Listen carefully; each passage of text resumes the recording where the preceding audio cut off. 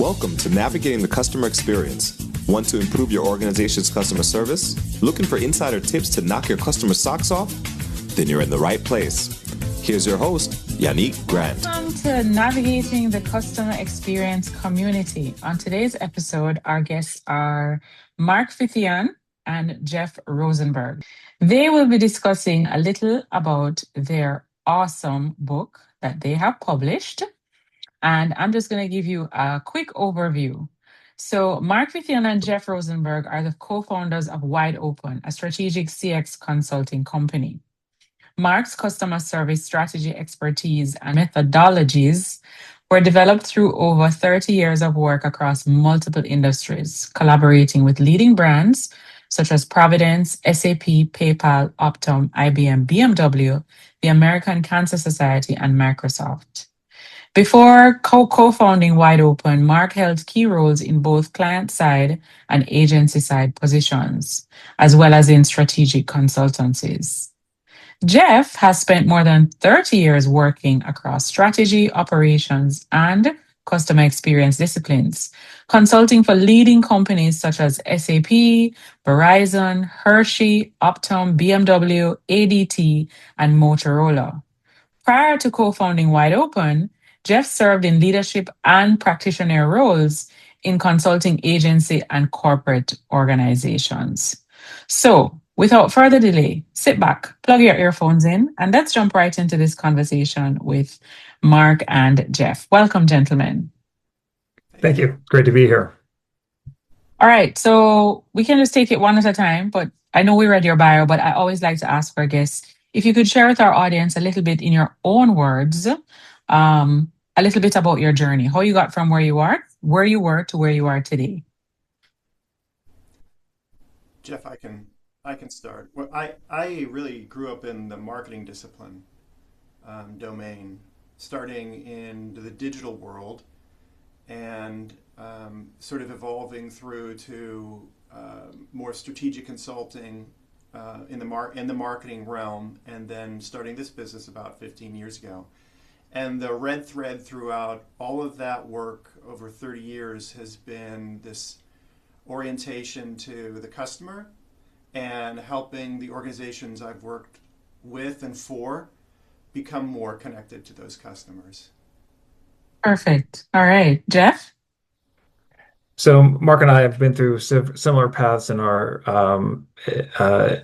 in that we both worked for companies, and we've worked for agencies, and we've worked for consulting companies. And like Mark, the red thread through my work as well is this interest in serving customers better. I remember sitting in some meetings in my early days of my career, wondering if a customer was in the room in this meeting, would the company be embarrassed or proud? And generally, it was embarrassed.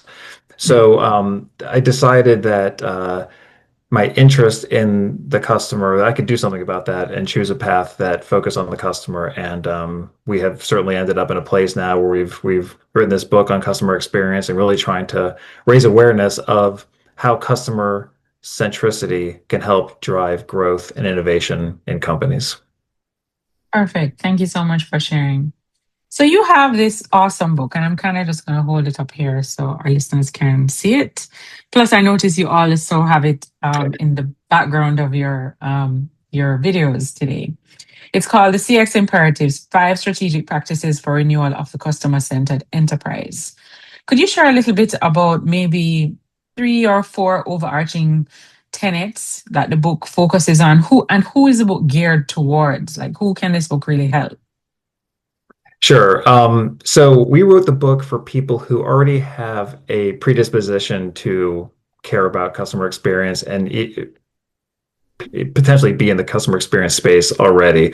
We're not trying to necessarily write the book to pull in new people into CX. It would be great if we do pull new people into CX, but it's really a practitioner's guide to how you become more customer centric across the enterprise, which is a challenging but doable proposition. We're trying to raise awareness of CX as a driver of growth and innovation, not just as a presentation layer, execution of a wow experience here, a wow experience there. In fact, it's not even about a wow experience. It's about consistent experiences across a customer journey that are relevant for the brand that the company is putting into the marketplace. So we have these five principles and pillars for achieving that customer-centric approach to the customer experience organization wide. And so we wrote this book to arm people who do customer experience to re-engineer their internal organization to become innately customer-centric. Hmm. Okay. Would you say the book is geared towards a particular industry, like maybe telecommunications, banking and finance, retail, or is it applicable to the strategies that you have in there to any organization, whether small, medium, or large? Yeah, it's really industry agnostic because we have found through working across a wide range of industries that no matter if you're B2B or you're B2C or you're a consumer good or you're an industrial machine company, the principles of customer experience still apply. A lot of the same frameworks can be shared across um, numerous industries because in the end we're talking about driving human behavior and persuading people or encouraging people to do certain actions that benefit both them and the company. So really the frameworks are applicable across industries. Okay, that's good to know. Now, in the book, you talk about five strategic practices, right? That's written on the cover of the book. I would like you to give us, in a very summative way, what those five strategic practices are, and if you don't have to call the organization's name, but maybe if there are any companies that you've worked with, or maybe organizations that you have observed through research that you have noticed that they've actually adopted these principles, and what has been the result as a result of putting these principles into practice. What have you seen? Is it that it only increases their bottom line? Do they have high customer retention? Is it that their customers are raving fans and walking about spreading great news about their business? What have been some of the non-tangible as well as tangible results that they've seen as a result of putting these practices in place? Jeff, I Sure. can talk You want me to about start, Mark? that. Yeah, so the five practices, and I'll sort of go left to right, not top to bottom. They're all critically important, but Mm-hmm. it starts with insights, really gaining insights that help organizations understand humans, not just as numbers and spreadsheets, but like as emotional beings, as like you and me. And they need to Right. understand that as an organization, not relegated to one specific department. But there are people already doing some of that work within many corporations, as you well know. The Mm-hmm. next piece is using that insight and marrying that with the um, corporate objectives and strategies to define a CX strategy itself that says what's the most important work for us as an organization to be doing across the journey. So insights, strategy. Then the third pillar is blueprinting, which is translating that strategy in a way that the operations can actually implement it. Um, and then from that, the fourth pillar is an operating model, meaning that, as you know, Yanique, like the work of CX is typically something that's done with across many different parts of the organization, Mm-hmm. which is one of the big challenges, you might say. It's not just the marketing department or the customer success department or right or the operator or the finance people. It's all of these people. And so they need an operating model that allows them to do that work together that's a little bit different than the other way that they may function. And so that's things like, roles, responsibilities, and processes and shared expectations that let them do this kind of work more effectively and with greater success for you and me as customers. And then finally is the piece of culture, which, even though it's last, it's still super important, which is making sure that the organization believes in this work, that they understand this work, that they believe in it, and that they have the tools to actually implement it. Mm-hmm. Because so much of CX work, particularly in certain industries like I don't know, healthcare or retail or service or hospitality, like experience lives or dies whether or not the person who's delivering that believes it, understands it, believes in it. So those are the five principles, and I will give you, without revealing any proprietary information, an example where we did what I considered to be some of the most exciting work in CX for a healthcare client of ours that really leaned in on the culture piece. And as I said, culture has a huge driver of success in CX for these kinds of industries. And we did a project with the organization to help them better serve patients who were minority communities who would show up for healthcare but had trouble accessing it because of language issues. And what we did was really involve the frontline caregivers, clinicians, in helping to design a better approach to customer experience, using some of these other principles that I talked about. So giving them the insights, the right strategy, the framework for doing it together, and empowering them to come up with the right solution. And the reason I bring that forward is because it not only produced, I think, 60 or 70 specific multi-million-dollar initiatives that saved money and drove growth, but it was sustainable because the people who came up with the solutions actually implemented the solutions and therefore, had a vested interest in their success. Mm-hmm. So I just give that as kind of a space of CX that I think can be really, really powerful, is bringing the culture of the organization into the work. Okay. That's awesome. Would you like to share anything on that, Jeff? Well, I just think, when we talk about impact, a lot of the work we do is impacting the organization itself to then go out and do, marketplace initiatives or innovations that drive growth and reduce costs, as Mark mentioned. So it's not to us necessarily about 2% uplift in a marketing campaign as much as it is arming the organization with the tools and mindsets to then execute CX in a way that they're addressing customer opportunities profitably. And really, our work is around driving that kind of growth and cost containment, and that's the impact that this work enables. Okay, awesome. Now, you spoke about culture, right? And culture has to do with what's happening in the organization on the inside. And I find that in a lot of organizations, when there's consistently poor customer experience, it's usually a symptom of something that's happening internally. Would you agree? Yes, I would think so. So go ahead. Well, I think most people who come in contact with customers truly firsthand, and many, in leadership and middle management don't ever talk to customers, but those who are on the front line have an intimate understanding of customer pain point and a desire to fix it. Because they're the ones who sort of get the blowback. Do you know what I mean? When things are broken. And also when things work great, right? They want to celebrate that, but they're a great resource in helping their organizations be better. Agreed. So I'm kind of glad you brought up leadership just now, because I'd like to know what your approach has been when you work with organizations, if leadership they're not fully on board with all of the different initiatives that you'd have mentioned. Do you find that it still works if they're not behind these initiatives 100%? So we always say to our clients, you need to work with the organization you have, not the organization you wish you had.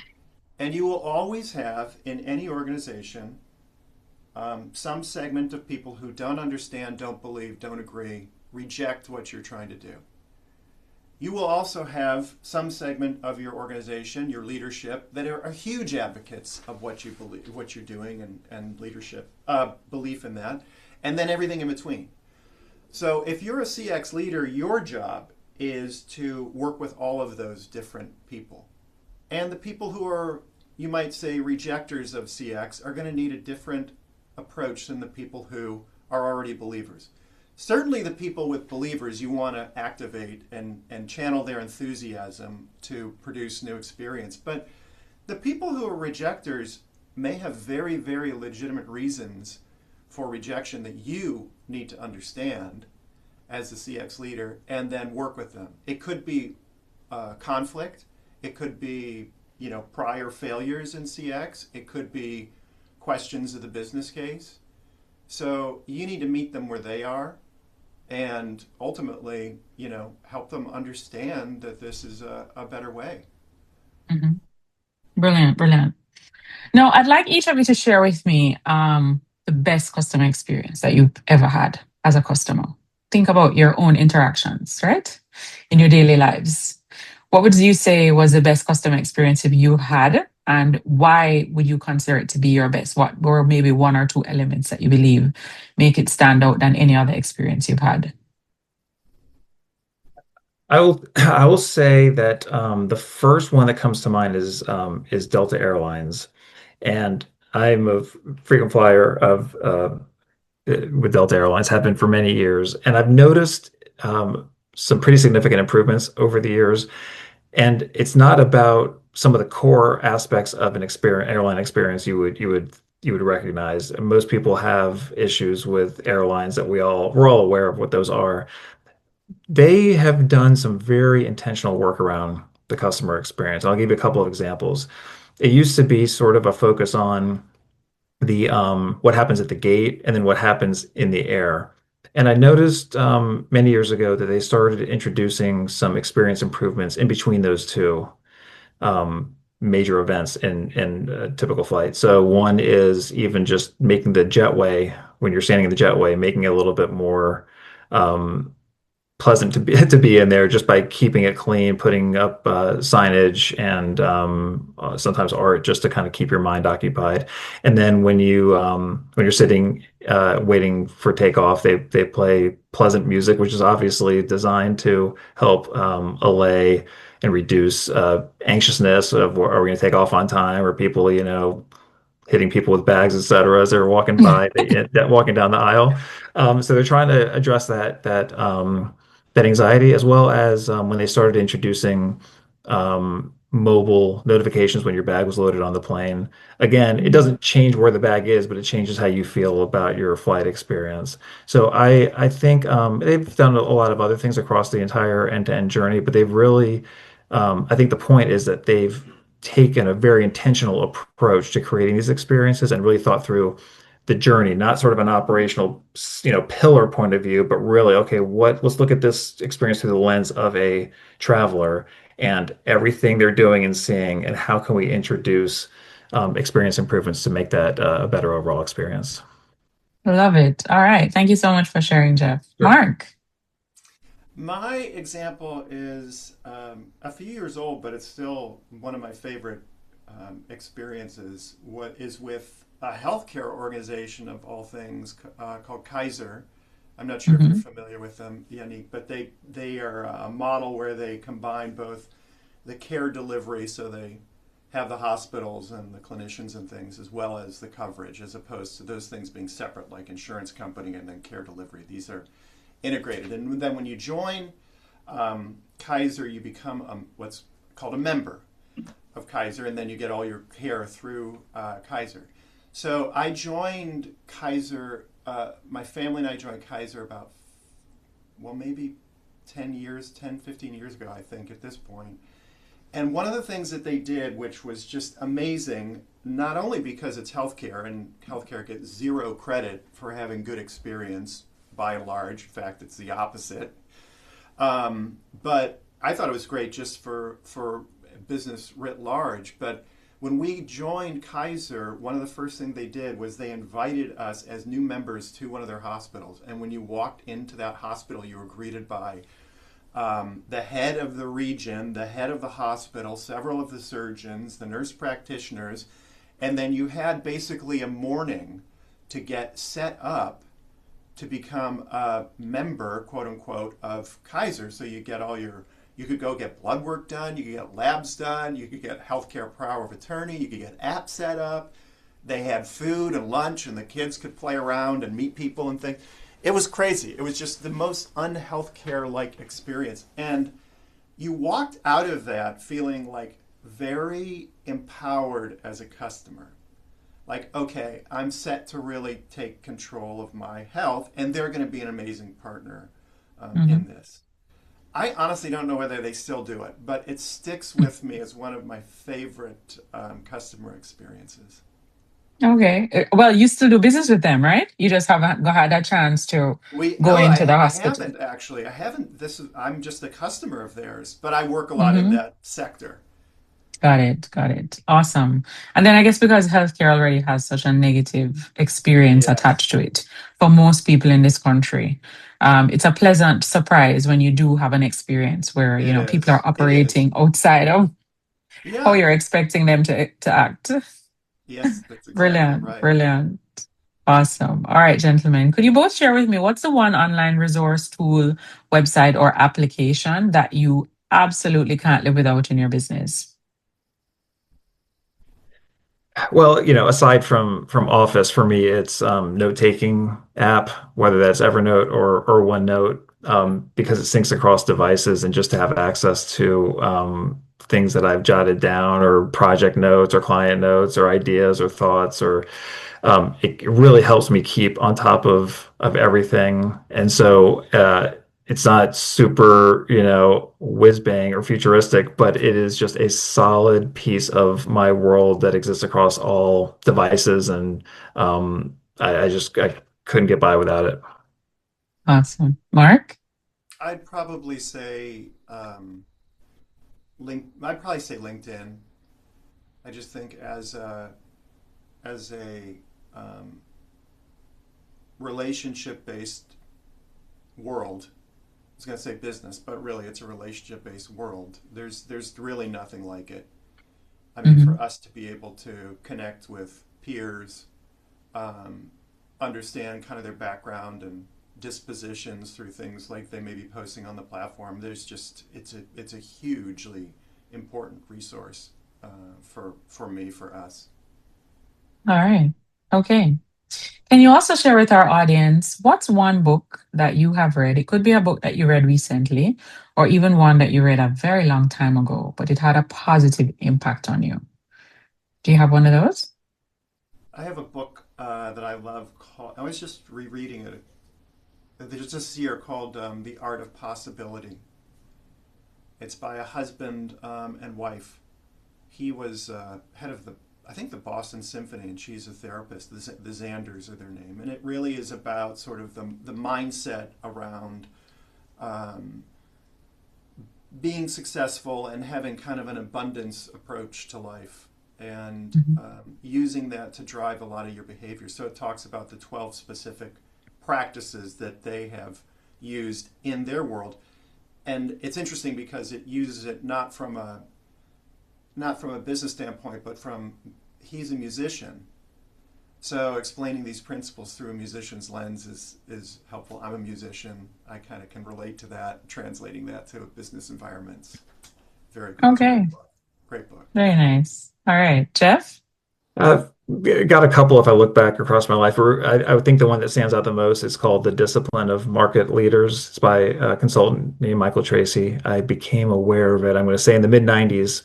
And it was my first introduction into this idea of making strategic choices and then lining up all your resources behind it to power that choice. So he had this idea of there's three ways that they all come into play for every company, but there's three tips of the pyramid for any company. It can be around product leadership, customer intimacy, or operational excellence. And whether you think those are the only three or not is really immaterial. But this idea that companies can make an intentional choice of what they're going to lead on, and then just organize the entire corporation behind that. That was my first introduction to that concept, and I've been working with that ever since, about sort of the understanding of an understanding of the power of choice and focus, and how companies don't have infinite resources, and we need to choose to spend our money, wisely and against a common North Star. Yeah. Okay. All right. So we'll have both of those books, the links for any of our listeners that would like to tap into those awesome resources. Now, gentlemen, could you share with our audience what's the one thing that's going on in your life right now that you're really excited about? Either something you're working on to develop yourself or your people. Well, I think for me, and I guess I'll say us, is the book that we've written and the idea of capturing and then turning inside out to the broader community, the frameworks and methods that we have been working with and honing over the past, 15 years in this business and the previous 15 years in CX. Packaging that up, making it available for anyone to leverage. It's incredibly exciting, and we hope it inspires people to take a lot of action from the book and think about CX in a different way. This has been a terribly exciting process of writing the book and then releasing it and talking about it and getting into people's hands that we had never met previously. It's just it's been a very exciting time, and it'll continue on into the near future here. Great. I would just echo that. I think in the it's exciting to be in the world of CX right now. Um, it feels not that I was alive back then, but in the 50s there wasn't something called marketing per se. It was called advertising or merchant. It's complete. It didn't. It isn't what it is known today. And I feel like we're in that phase where CX is really still. It's coming together in a way of its and of its own in a more formal way that it can be kind of woven into the business more Mhm. explicitly. I was at a class at the University of Washington just talking about CX, which I love doing. That's one of my favorite things to do. And I can imagine that, not too far in the future, there is going to be kind of standard curriculum in colleges that says this is what CX is and how it is used and why it's so critical for organizations to have it alongside finance, human resources, strategy, marketing. We're right in that phase right now, and so it's really exciting having been in CX for so long to be part of that. Awesome. All right. Thank you so much for sharing. Now, our listeners would have tapped into this episode and they're quite intrigued with you, Mark, as well as you, Jeff. And they want to purchase your book. They want to maybe even connect with you online. Where's the best place that they can find you online if they wanted to reach out to you? Well, I just gave one of my favorite websites. So LinkedIn for sure. Reach out directly, DM me. You can find me on that, and then at our website, which is www.thisiswideopen.com, is the best place to find us. Okay, perfect. Now, before we wrap our episodes up, we always like to ask our guests, do you have a quote or a saying that during times of adversity or challenge, you'll tend to revert to this quote?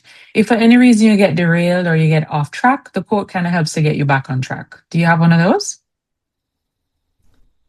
My, I don't know if it's a quote, but my mantra is a boat is safe at shore, but that's not what a boat is built for.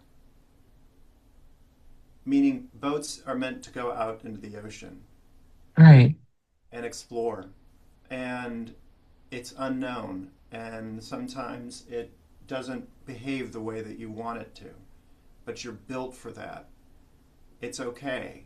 You have to be able to navigate that ambiguity. And being a small business entrepreneurs, Jeff and I, we have a lot of ambiguity that we navigate, and that's part of but we have a great boat that we have to navigate that. So that would be, I think that would be I have to remind myself of that mindset. Do you And have one, Jeff? I don't go to quotes. I go to just breathing and staying in the moment. I'm a long distance runner, and I had found that if I started thinking about the end too early, it's very discouraging. You have to, so I'm always telling myself, stay in this mile. You're in this mile, and that's where you are. And don't worry about the future, and don't, you know, you got to stay present and just don't get anxious about things you can't control or things that haven't arrived yet, and you just got to be happy in the moment. So I kind of anchor myself in that way and being present. Perfect. Perfect. All right. Thank you so much for sharing, gentlemen. Sure. Well, I really enjoyed our interview, talking about your book, CX Imperative. And just one more question: do you do workshops around this book, like open workshops? If our listeners wanted to maybe tap into a webinar that you're doing or a 1-day workshop, they could tap in. We sure do. And people can reach out to us, and we do lunch and learns or workshops, either covering the 5 practices outlined in the book or digging deep into one of them. And so we're happy to do that anytime if people want to reach out to us. Perfect. I'm so glad you shared that. So thank you again, Mark and Jeff, for coming on our podcast, Navigating the Customer Experience.